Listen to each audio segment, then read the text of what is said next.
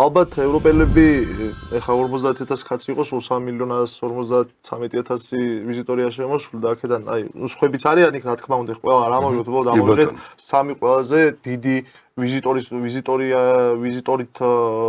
წარმოდგენილი ხო, ანუ ეს იყო გერმანია, საფრანგეთი და არ მახსოვს ჩეხეთი იყო. საბერძნეთი. ხო, ანუ ეს იყო ყველაზე დიდი რაოდენობით შემოსული ვიზიტორები, ხო?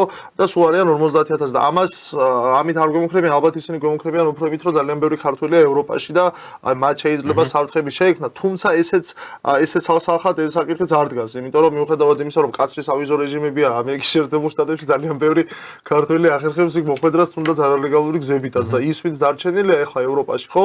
არ ვიცი, ანუ მან ევროპისთვისაც ძალიან მარტივად დგას არჩევანი, ხო? არჩევანი როგორ დგას? ან ქართველი ემიგრანტი იქნება იქ, ვინც იქ დაუშვათ იმუშავებს და ამით რაღაცა ოჯახ შეინახავს, ან იგივე ისევ იყოლება იქ, რა ვიცი, არაბი, პაკისტანელი ან თურქი ემიგრანტი, რომლებიც უკვე პრინციპში თვითონ ევროპაშიც გამოფხიზდა ძალიან ბევრი და უკვე ხედავენ, რომ ეს საფრთხეა თვითონ ევროპისთვის.